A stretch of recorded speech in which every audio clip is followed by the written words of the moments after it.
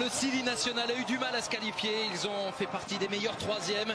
Ça s'est joué lors de la dernière rencontre face au Burundi. Le succès 2-0 grâce à un doublé de Yatara a permis aux Guinéens de rejoindre ces huitièmes de finale face à une Algérie qui de son côté a tout avalé sur son chemin. 3 matchs, 3 victoires, aucun but encaissé. Ils sont invaincus de toute façon depuis le début de l'année 2019. Les hommes... Au milieu de terrain, un joueur qui vient de signer à l'AS Roma mais qui est très bon et qui a été bon à Naples, c'est Diawara. François Camano, le Bordelais sur le banc. Et Naby Keïta est absent. Ça c'était vraiment su jouer.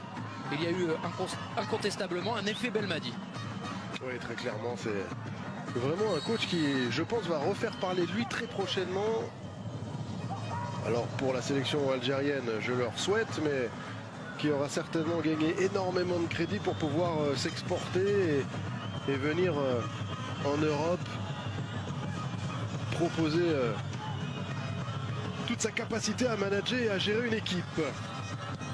Koné. Loin devant la tête de Riyad Mahrez. On voit très bas pour l'instant. Qui vient aider Youssef Attal sur le côté. C'est bien joué ça. Superbe. Le ballon pour Issa Gassila. Le Toulousain qui a pu centrer. Et retour de Benasser. Oh là là, Raïs Mboli. La grosse prise de risque. Petite erreur, petite mésentente entre Ismaël Benasser et son gardien. Ouais, mais on reverra Julien. J'ai un peu peur en fait que Raïs Mboli ne pouvait pas dégager parce qu'il y avait les deux joueurs devant lui et qu'il avait peur d'être contré à ce moment-là.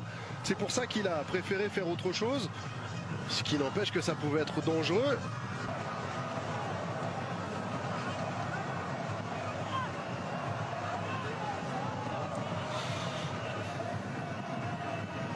Oublier des occasions, Julien, il y en a une là. Plutôt grosse pour les Algériens. José Kanté. Hop là, ça c'est loin.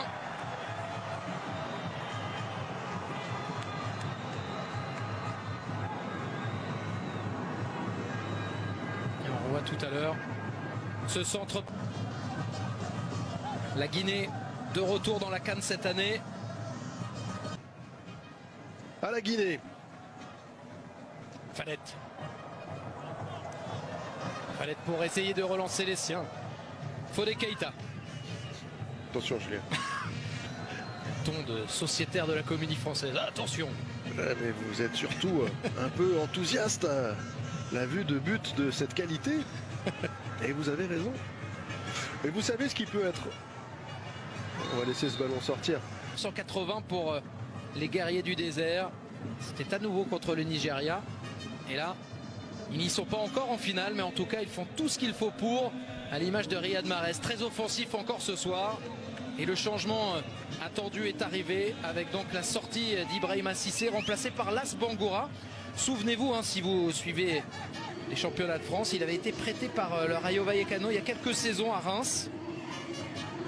Il évolue désormais en MLS avec le club canadien des Vancouver Whitecaps. Ça se dit comme ça? Qui connaissait bien la MLS? J'ai cru entendre Georges Eddy. La MLS à suivre sur Beansport tout au long de la saison. Et il y aura sans doute Las Bangoura bientôt. C'est pas une honte parce qu'on l'a vu, il y a d'autres grandes sélections qui ont du mal dès que ça devient comme ça des qui tout double. C'est le cas du Maroc notamment qui n'a plus gagné de match dans les phases à élimination directe depuis 2004.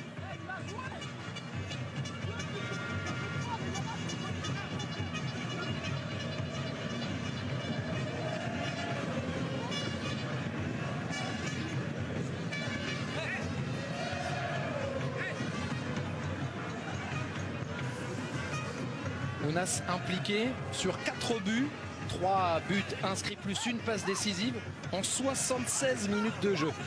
C'est efficacité maximale pour Adam Ounas. Ancien Bordelais qui a fait encore une fois une excellente entrée. La tête de Las Bangoura, c'est au-dessus. Le temps file. Thierry pour l'instant dans cette CAN 2019. Vous parliez tout à l'heure, la possibilité de faire entrer François Camano. Ça y est, c'est le cas. Il remplace Mohamed Yattara, qui aurait quand même été un des joueurs les plus dangereux côté guinéen.